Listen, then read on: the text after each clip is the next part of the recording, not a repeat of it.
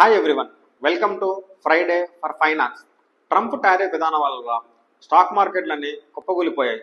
ప్రపంచ దేశాలన్నీ కూడా కాస్ట్ ఆఫ్ ది గుడ్ పెరుగుతుంది, ఇన్ఫ్లేషన్ వస్తుందని భయపడతా ఉన్నాయి. బట్ చైనా మాత్రం వ్యూహాత్మకంగా వచ్చిన క్రైసిస్ని ఒక మంచి ఆపర్చునిటీగా కన్వర్ట్ చేసుకుంటుంది. అమెరికా మిత్ర దేశాలైన మలేషియా, సౌత్ కొరియా, ఆ కంట్రీస్ అన్నింటిని కలిసి అండ్ యూరోప్ కంట్రీలను కలిసి అమెరికాకి ఆపోజిట్గా ఒక కూటమిని రెడీ చేస్తుంది. ఎంతలా అంటే అమెరికాకి చాలా క్లోజు, చైనాకి బద్ధశత్రువైన జపాన్ కంట్రీని కూడా వాళ్ళ కూటమిలో తీసుకొచ్చుకొని ఇండియా కూడా లెటర్ రాసింది.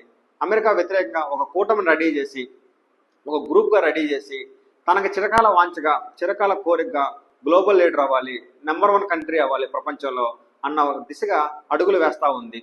సో దీని నుంచి మనం నేర్చుకోవాల్సింది ఏంటంటే, ఒక క్రైసిస్ వచ్చినప్పుడు, ఒక ఇబ్బంది వచ్చినప్పుడు మనం భయపడకుండా దాన్ని ఒక మంచి ఆపర్చునిటీగా కన్వర్ట్ చేసుకొని ఎలా ఎదగాలి అనేది మనం అర్థం చేసుకోవాలి.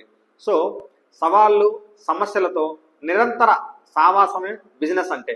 చైనా తనకు వచ్చిన ఇబ్బందిని, క్రైసిస్ని ఒక మంచి ఆపర్చునిటీగా కన్వర్ట్ చేసుకొని అమెరికా మిత్ర దేశాలతో గ్రూప్ కట్టి, తనకు ఆల్రెడీ కొన్ని దేశాలు మిత్ర దేశాలు ఉన్నాయి, రష్యా లాంటి కంట్రీస్, వాటితో పాటు అమెరికా ఫ్రెండ్స్ని కూడా చైనా ఫ్రెండ్స్ చేసుకొని ప్రపంచంలో నెంబర్ 1 కంట్రీగా ఎదగాలని ఈ వచ్చిన ఇష్యూ నుంచి ఒక మంచి ఆపర్చునిటీగా కన్వర్ట్ చేసుకొని ప్రయత్నం చేస్తుంది.